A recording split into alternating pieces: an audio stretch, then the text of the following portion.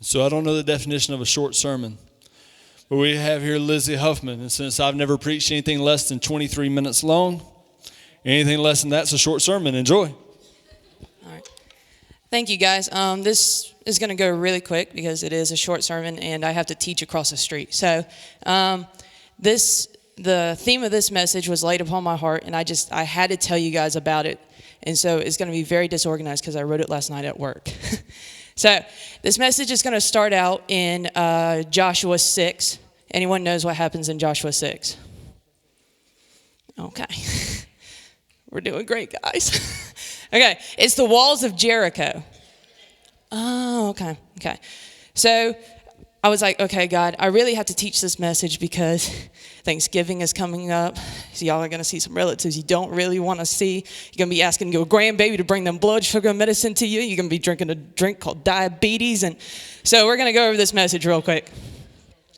So in Joshua 6, we all know the walls of Jericho. You have the Jerichoans, and you have the Israelites with Joshua. Joshua leads the Israelites to march around with trumpets, not trumpets, but trumpets. And after 7 days and walking around a good few many times, they tear down the wall. So today we're talking about walls. I heard grunting. Okay, so a wall is a structure that defines an area, carries a load, or provides shelter or security.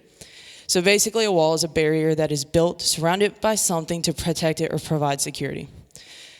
Again. Okay, so the thing when I was reading Joshua 6 is I looked in the Amplified Version because I love all the parentheses. So Joshua 6:1 says, "Now Jericho, a fortified city with high walls, was tightly closed because of the people's fears of the sons of Israel. No one went out or came in." So let's go ahead and go right into the meat of the message. The people of Jericho were relying on who they were and what they had built to find who they were, instead of being like Joshua and his men, allowing God to work through them as they lived out their callings. Guys, we are the people of Jericho.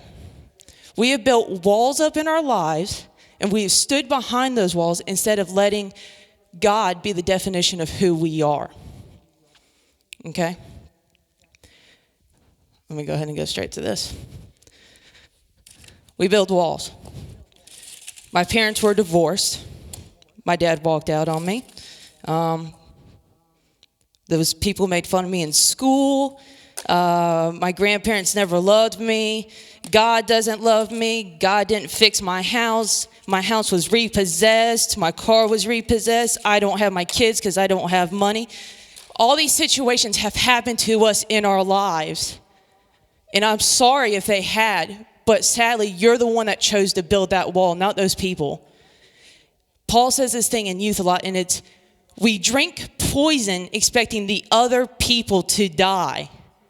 And that's exactly what a wall is. We build a wall expecting other people to get hurt by it, but instead we're the ones hurting ourselves.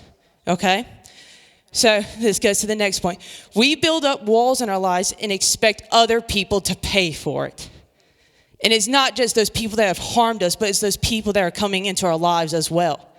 Some of you, God has called into ministry, but because of the things in your life, you can't get through it. And so God is trying to make you reach people, which is what we were put here to do other than worship Him. And instead, you're sitting behind your wall in Jericho, and you're actually hurting those people's walk with Christ. Some things, God is trying to bless you. Some of you, God's trying to give you a new family. Someone, God's trying to give you that job, or God's trying to give you that husband or wife and those kids that you prayed for. But because of the hurt in your past, you've chose to stand behind your wall and expect others to pay for it. And sadly, it's not the enemy's fault. It's our own. And so, and what's another point is, what's even sadder is not only do we expect other people to pay for it, but sometimes we enter into relationships and we put those walls on top of those people that we enter relationships into with, and then all of a sudden those people are having to carry burdens that was never meant for them to carry.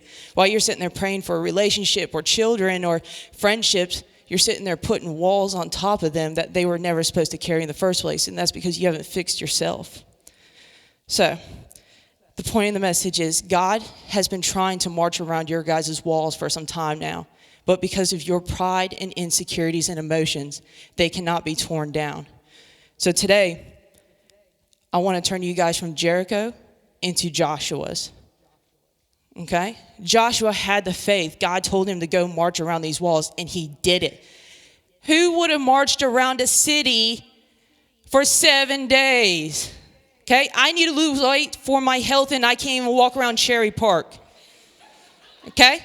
I'm getting a little big. But you know what? I'll take the cholesterol pills. Okay? If he would have told me to do it, I don't know if I could. So, we need to become Joshua's and just step out in who God created us to be. So that way, our walls will come down and we'll be able to do the two things that God has created us to do. And that's worship him and tell others about him. And so the title of this message is, Nathaniel, if you've got it, trump this, from Jericho to Joshua, making life again. Thank you.